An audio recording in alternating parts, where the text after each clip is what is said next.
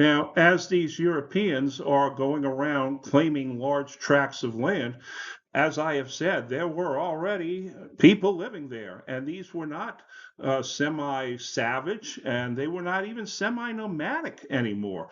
They had settled down into communities and towns, very well-built towns in Spanish New Mexico, in the southeast, in the northeast, where you see in this etching the longhouse, which could serve as a dwelling, a barn, a meeting hall, a variety of functions. It was very warm in the winter and could be very cool in the summer.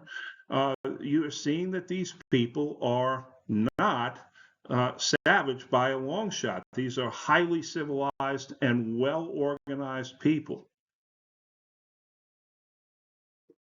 The Indians in Spanish New Mexico had been brought under the Spanish yoke by Don Juan de Onate, who was a conquistador, an explorer. He served as the governor of the province of Santa Fe de Nuevo Mexico, which was part of New Spain. So it's the present day state of New Mexico, parts of Arizona, and western Texas. He would lead expeditions to the Great Plains. He explored the Colorado River Valley. Encountered numerous indigenous tribes in their homelands, including the Hopi Indians, who were the very colorfully dressed Indian tribe around the Grand Canyon, as well as the Navajo. And with him went the Franciscan friars, and they attempted to purge the Pueblo culture of their customs and traditions in the face of Christianity. And this led to the Pueblo Revolt. And this is why Onate is considered a controversial figure today, whose statue is targeted for being brought down because he perpetrated a massacre in 1599 of the Acoma Indians. Onate sent his nephew, Juan Zaldivar, to ask the Acoma to submit to the Spanish throne and Catholicism. The Acoma refused. Zaldivar tried to take their blankets and food. They revolted, killed Zaldivar, and Onate went in and began to massacre them.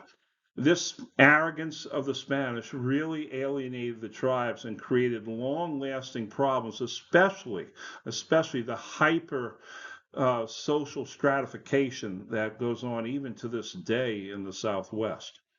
Now, in the Southeast, what you had here was various European powers trying to enlist various tribes. You had the 5 civilized nations, the Creek Confederation, the Choctaws and the Chickasaws, the Cherokees and the Seminoles.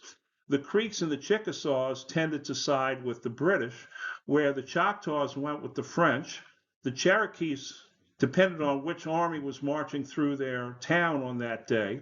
And of course, the Seminoles fought everyone to a standstill and maintained their tribal identity to a large part. They're called the 5 civilized tribes, and they were very successful for a long time in maintaining their lands and their identity until a guy by the name of Andrew Jackson came along, and that was pretty much the end of them. But you see vestiges of the culture still to this day as you drive on the highways in the Southeast. Towns like Tallahassee in Florida, Apalachicola, and on you go with all these names that end with EE, okay, on them. So it's still there to this day, and there's, of course, a Creek Confederation casino on I-65 heading toward Montgomery. Here you see a model of a Creek town. Probably somewhere that would have been located somewhere in eastern Georgia, western South Carolina. You can see that it is very well organized. It is very well defended. It uses water to its advantage. And not only does it use water to its advantage, but notice it even brings water in from under the walls from the surrounding creek there. This is what a regular creek town would have looked like. In the Northeast, again, the native tribes tended to side with various European powers. The French made a long-lasting alliance with the Hurons and would last well, even all the way to the eve of the Revolution. The Dutch and the Iroquois made an alliance, and that then was later superseded by the British. And Then you had the Mohican Wars, in which the Indians tribes, they often turned on each other as well. For instance, the Mohican Wars, the Iroquois drove out the Mohicans. And of course, this gives James Fenimore Cooper fodder for his great novel, Last of the Mohicans. Out on the plains, as Indian tribes are being pushed further west, and this is going to really take place during the American period, but out on the plains, the Indian tribes went through something of a devolution in their civilization. It's not that they became less civilized, it's that they became a little bit more nomadic because they began to hunt the buffalo. The buffalo, of course, contained all the items necessary for the economy of the Indians out there, the Shawnee, the Pawnee, and so forth. You had the fat of the buffalo for oil and cooking, the meat, of course, for consumption, the skin for clothing, shelter, and the bones were also used. Out on the plains with the Spanish coming in, the domesticated horse comes as part of the Columbian exchange. Whereas the horses that already existed in North America, the Mustangs, of course, were not really all that tameable and very hardy.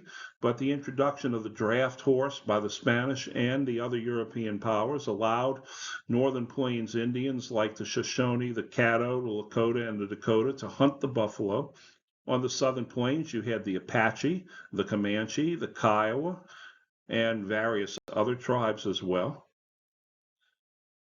You see here a movement from an agricultural economy to a hunter economy. And that's largely because of the buffalo and because of the fact that these tribes are being pushed constantly.